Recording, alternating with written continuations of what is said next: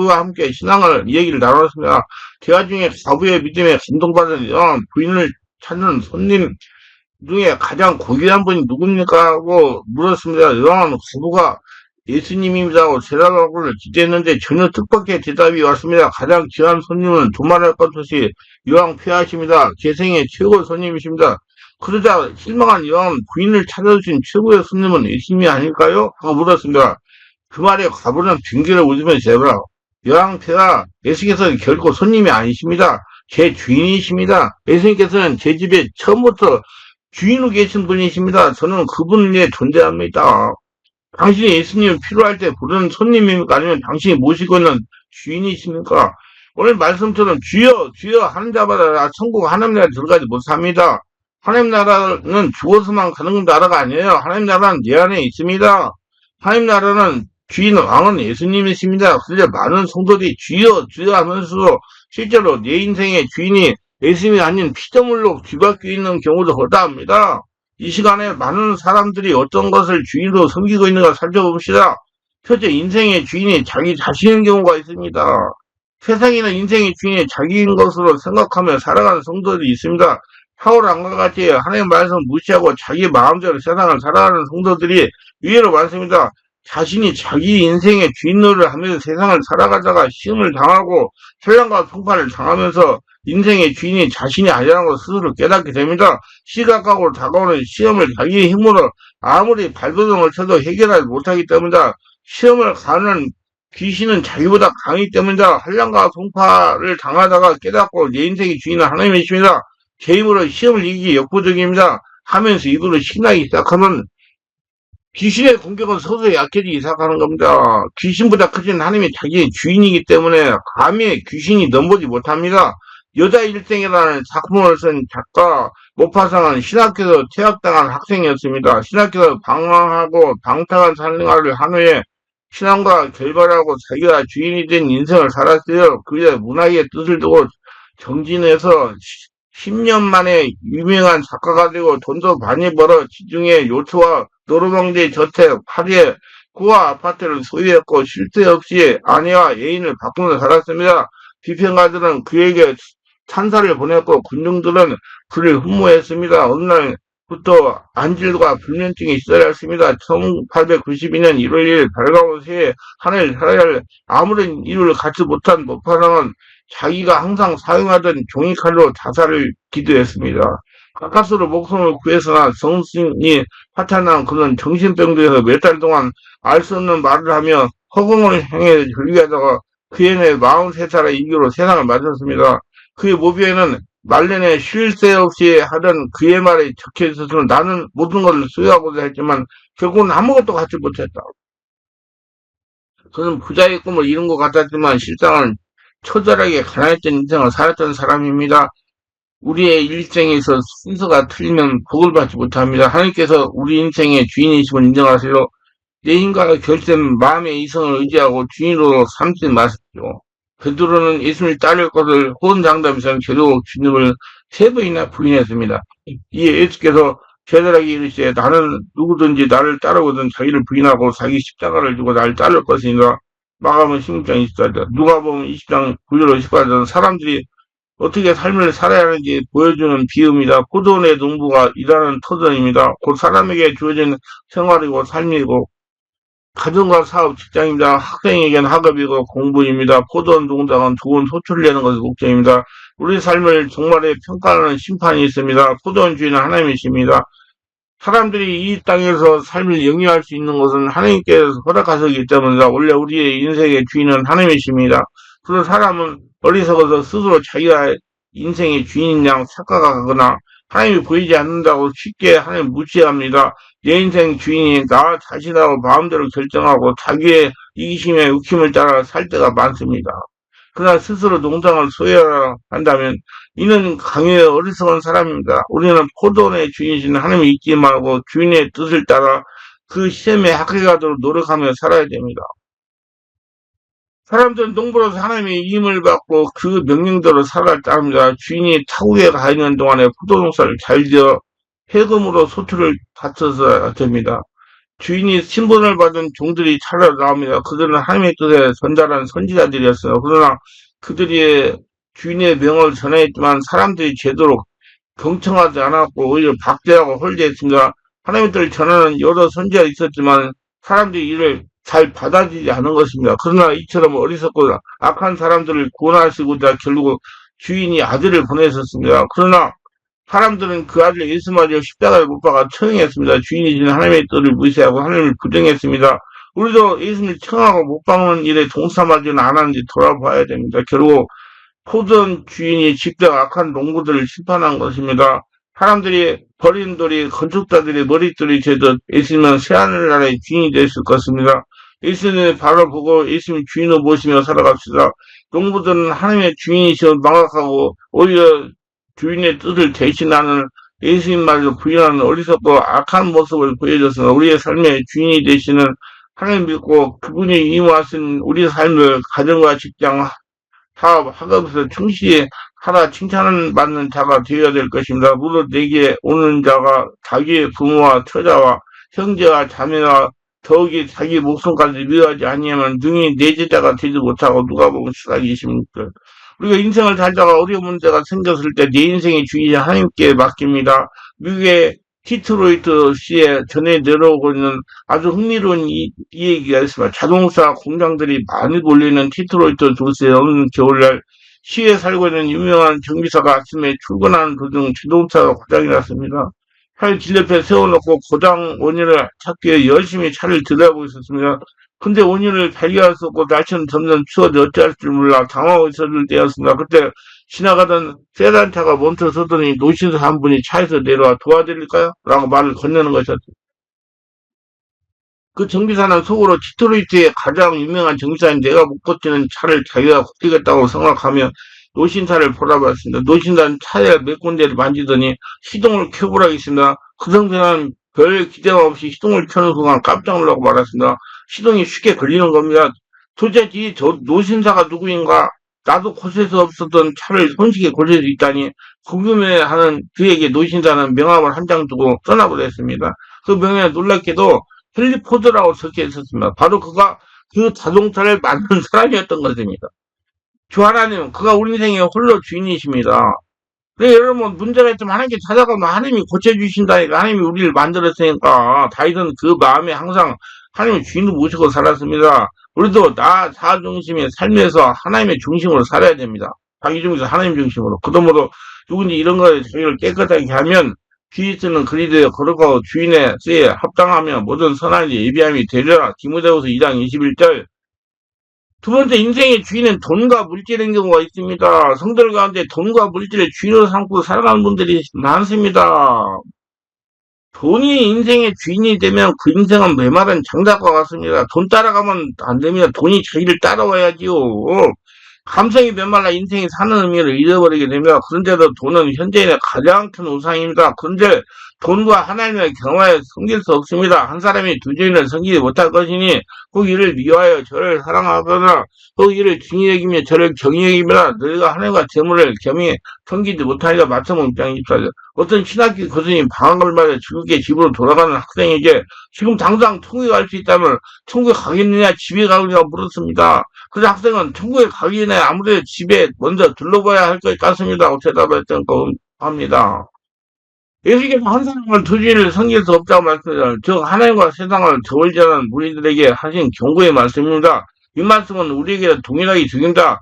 대학 입학 시험을 앞둔 자녀를 교회에 보내지 않는 신앙인들, 사업이 잘 되고 일이 잘 풀리면 하겠다고 교회 봉사를 미루던 집사님들, 교회에 와 있어도 천국의 소망보다 아파트 평수 넓히고 차를 바꾸는 일에 더 즐거워하는 성도들, 천국과 세상을 저울질하는 이 모습들이 바로 믿음이 있다고 자부하는 우리의 모습입니다. 성령에 감동하시면 만사를 뒤로하고 봉사하십시오. 우리는 결코 예수님의 경고의 말씀을 잊어서는 안 됩니다. 인생의 두 주인을 있을 수 없어요. 오직 영원한 천국과 우리 인도하시는 주님을 주인으로 삼아야 됩니다. 우리는 잘 준비를 하고 있어야 돼요. 내가 이 세대에서 부한 자들을 명하여 마음을 높이지 말고 정함이 없는 재물을 소망을 두지 말고 오로지 우리에게 모든 것을 후히 주시는 누리게 하시는 하나님께 두며 디모데 6장 17절. 우리는 두 주인을 섬길 수 없어요. 하나님과 재물 중에서 하나를 선택해야 됩니다. 세상 재물에 혹은 하나님 한쪽에만 초점을 두고 섬기고 한쪽은 등을 돌리게 됩니다. 재물과 하나님은 어느 한쪽에는 데려가게 됩니다. 아무도 함께 섬길 수 없어요. 이것을 미워하고 저것을 사랑하거나 이걸 중히 여기고 저것을 경히 여기게 됩니다. 자기 이 재물을 의미하는 자는 패망하리와 의인의 푸른 잎사귀로서 번성하리로다. 잠언서 11장 28절. 형은 돈을 사람 일만하게 뿌리가 된다고 경고합니다. 욕심 부리지 마세요. 욕심. 우리는 하나님만 계시면 됩니다. 어떤 용산에 어떤 분이 지금 왜 감옥에 가 있는지 아세요? 욕심, 분노, 무지예요. 욕심, 분노, 무지. 그 세계 때문에 지금 망각한 거예요. 여러분 자격 없을 때 하나님만 자신의 인생의 주인이 되시면 돈은 자동으로 따라오게 됩니다. 우리 성도들은 돈을 따르는 자가 되지 말고 돈을 자신을 따라오는 성도가 되어야 되는 것입니다. 실제 인생의 주인이 가정이고 가족인 경우고 그건 자신이 잘 되고 가정이 잘 되는 것이 하나님의 뜻이다. 이는 하나님이 자신의 주인을 계실 때 자신이 잘 되고 가정이 잘 된다는 뜻입니다. 제가 우리 성도들한테 요새 이렇게 우리 성도들 하나님 축복가 있어서 손에 재물은 능력을 주셔가지고 돈을 많이 벌어가지고 불의의 돕기를 많이 하는 자들이 다 되게 하옵소서 그렇게 기도를 해요. 불의의 돕기를 많이 하면 자기 삶은 저성적으로 잘 되는 거죠. 아니 자기가 굶어 죽으면서 이웃 돕기를 하는 사람이 어디 있어요. 그래서 여러분 모두 다 지금 이 말씀 듣는 모든 분들도 손에 재물 능력을 받아가지고 돈을 많이 벌어서 불이웃 돕기 하는 모두 되시기를 바랍니다. 우리나라에서 어렵고 힘든 사람 많아요. 저도 불이웃 돕기 하려고 좀 많이 하나님께 기도해요. 돈 좀 많이 벌게 해달라고. 그래서 이제 실제로 그렇게 행동도 하고 있어요. 우리 인생에서 자기 가정적 부모, 형제, 친자에 대한 소중한 건 없어요. 그러나 우선순위가 바뀌면 안 됩니다. 하나님 다음에 가정이 되어야 돼요. 자신이 주인 하나님이기 때문입니다. 하나님을 사랑하는 것보다 가족을 더 사랑하면 안 됩니다. 즉 자기 가족이 내 인생의 주인 되어서는 안 됩니다. 아비나 어미를 나보다 더 사랑하는 자는 내게 합당하지 않고 아들이나 딸을 나보다 더 사랑하는 자가 내게 합당치 아니하고 또 자기 십자가를 지고 나를 쫓지 않는 자가 내게 합당치 아니하리라. 마태복음 10장 37, 38절. 하나님의 주인을 모시되 그러면 하나님이 다 대지해 주신다니까요. 되게 중부기도 제목으로는 자기 가정의 문제만 기도해달라고 하는 성도가 많습니다. 우리는 먼저 하나님 나라 의를 구하는 사람이 되어야 됩니다. 누구든지 하나님의 뜻에 행하는 자가 내 형제여 자매여 어머니이라. 마가복음 3장 35절. 하나님이 자신의 주인이 되어야 자기가 가정의 문제를 해결할 수 있고 가정이 하늘나라가 되는 거예요. 자기 주인이 되어야 하나님이. 그래 하나님이 주인이 되죠. 여러분 예수님을 손님으로 모시지도 않고 주인을 모시세요. 하나님이 주인이 될 때 질병이나 물질 문제나 자녀들의 문제가 성령의 권능으로 해결되는 것입니다. 모든 것이 하나님이 중심이 되도록 해야 모든 문제가 다 풀어지면 하나님이 중심이 되면 다 해결되는 거예요. 네 번째, 인생의 주인의 권력, 권세인 경우에 있어요. 성도들뿐만 아니라 목회자들도 권력을 잡으려고 합니다. 고단의 교권을 잡으려고 현안이 되어 있어요. 권력이야말로 가장 매력적인 상품입니다. 자기를 나타내는 거. 그러나 거듭 되뇌야 할 사실은 동기가 무엇이건 간에 인간의 권력은 부패하게 되어 있으며 개인의 권력을 위한 투쟁 또는 가치 있는 대상을 위한 권력조차 언제나 타가를 멸망시키거나 불구를 만드는 갈등을 초래하기 마련이라는 것입니다. 그래서 여러분 정말 권력 좋아하지 마세요. 대통령 돼도 5년밖에 못해요. 그 다음에 여러 사람이 공격하잖아요. 들어가지고 막 그냥 얼마나 창피해요. 권세력은 교만이나 자부심과 믿음만과 여기세요. 권세력은 질투와 마찬가지로 가장 나쁜 적입니다. 권세력은 해결을 가지고 있어요. 그래서 여러분들 돈의 재무는 능력을 얻어가지고 돈 많이 벌어서 불이익 듣기 많이 하세요. 그럼 정말 인생이 보람찬 인생이 될 거니까. 우리 죄악 속에 사는 사람은 하나님의 엄한 심판을 받아요. 왜냐하면 권세력 때문에 우리는 하나님과 그분을 다스림 받게 되기 때문입니다. 예수님 당시 유대인들과 그들의 지도자들이 예수님께 자리를 양보하지 않았듯이 우리가 권세력으로 인해 예수님께 자리를 비워드리지 않을 수 있습니다. 아합 왕이나 빌라도 등 많은 정치 지도자들이 이 권세력을 인생의 주인으로 삼다가 멸망당했습니다. 나라와 권세와 영광이 아버지께 영원히 있사옵나이다. 아멘. 마태복음 6장 18절. 다섯째, 인생의 주인의 명예와 학칙이 있는 사람이다. 명철인 경우였대요. 명예와 학칙, 명철. 그곳에 뭐 스펙을 쌓는다고 난리요. 외근은 많은 세상보다 소중하고 존경받는 것은 금보다 낫습니다. 중요한 것은 명성이나 영광이 아닙니다. 아무리 명성과 영광 어른들 단맛이 잃고 단잠을 이루지 못하는 그분 소용이 있겠습니까? 기쁨도 충만한 감도 없는 명성과 영광은 한순간에 하던 헛된 그림자에 불과합니다. 그래서 여러분 듣는 분들 모두 다 하나님께 재물하는 능력 손에 받아서 돈 많이 벌어가지고 부리뚝기 많이 하세요. 그러면 잠도 잘하고 얼마나 마음이 편안하겠어요. 명성이나 영광을 뒤따르는 것이 쫓아가는 게 아닙니다. 교회 장로가 되는 것이 하나님과 성도를 사랑하고 섬기는 것 목적이 아니고 명예를 있게 하는 것이라면 평신도보다 못합니다. 저는요, 우리 목사님들한테 그래요. 목사가 별로 안 좋은 직책입니다, 여러분. 왜 그런지 아세요? 내가 지금 보니까 목사는 강단에 서서 내가 주일날 뭐 맨날 지금 뭐 기도할 때도 사봤다 돌아다니는 기도해요. 그러면요, 전부 다 내가 날 보는 눈이 안 열렸으면 전부 성도들이 문제인 줄로만 보여요. 자기를 못 본단 말이에요. 그럼 자기는 망한다고요. 당장에서 말씀드리자면 자꾸 성도가 문제 있는 것만 보여요. 자기는 안 보이고. 그래서 제일 못된 직업이 목사라고 그래요. 자기 눈이 안 열리면. 정말 여러분 다시 조심하세요. 장로, 성도가 제일 좋아요. 명예와 명철 그리고 학직의 사람을 행복하지 못하고 때로는 하나님 나라 가는데 방해도 됩니다. 요새 인생의 주인이 지도자인 인간인 경우 있어요. 내 인생의 주인과 교회의 주인이 목사나 사람이 되서는 안 됩니다. 반드시 성령 하나님이 주인이 되어야 됩니다. 변호사는 이렇게 말해요. 예수님의 성령으로 거듭난 우리가 하나님의 인도를 받는 길에 절대로 사람의 소리를 들으면 안 된다고 항지합니다.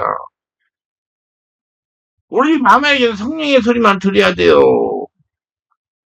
주인들을 의지하지 말고 도울 힘이 없는 인생도 의지할 말잖아. 시편 146편 3절. 너희는 이웃을 믿지 말고 친구를 의지하지 말며 내 품에 누군 여인에게로 내 입의 문을 찔져다 미가서 7장 5절. 스페인의 바르셀로나는 피카소 생가가 박물관에 남아있습니다.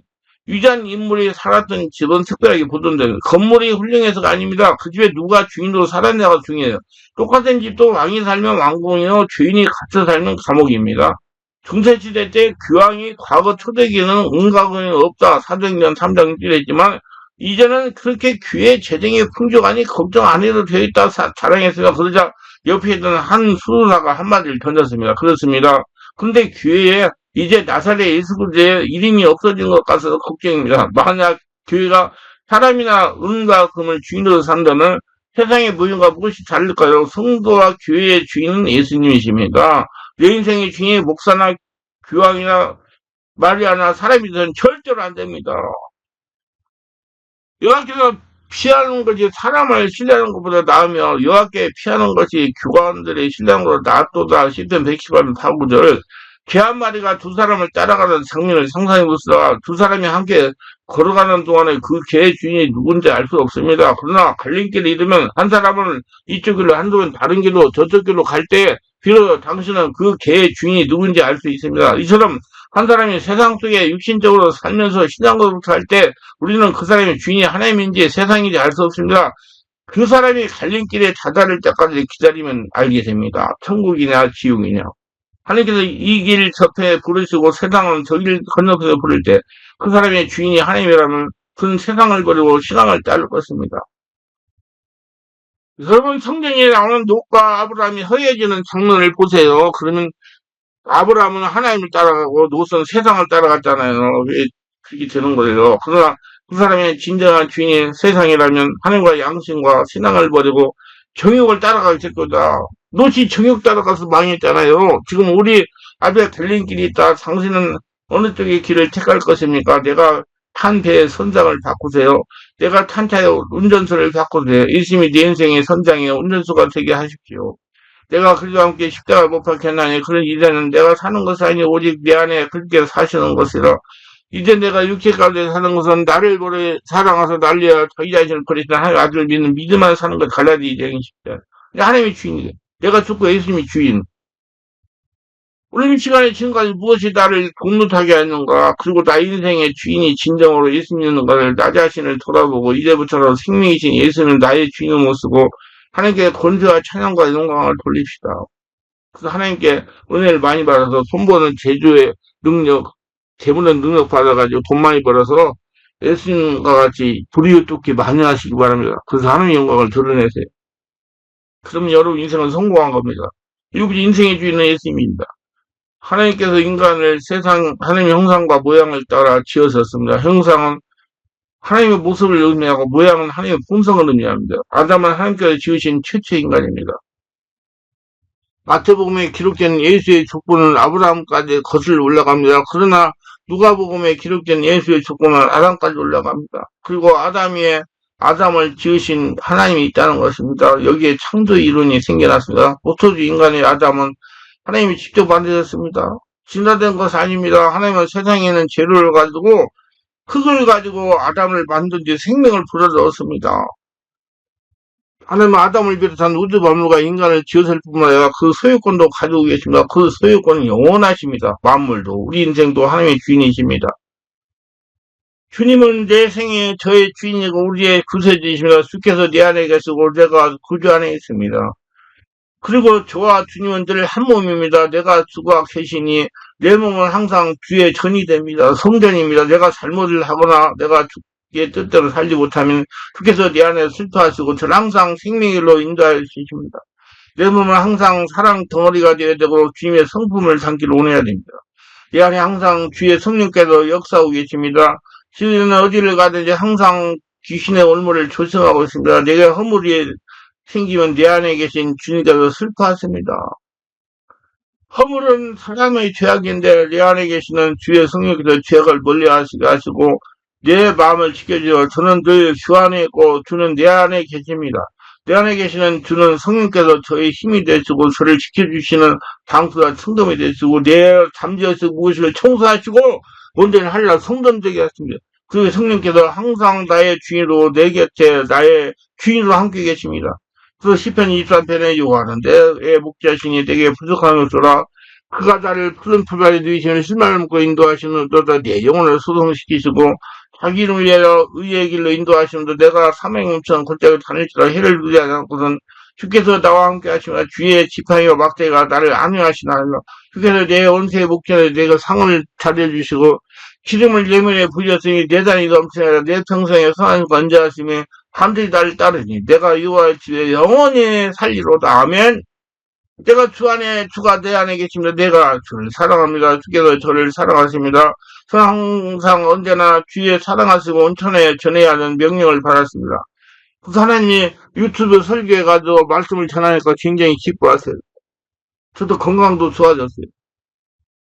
그 교회에 여러 가지 재정적인 문제도 많이 풀어졌어요. 그 병능은 내 안에 계신 주의 성령과 하십니다. 정말 우리들을 이런 신앙 고백을 하기를 바라며 예수님의 주인을 모시고 생활하는 하나님의 일꾼이 되기를 바랍니다. 기도해야 자신을 보게 됩니다.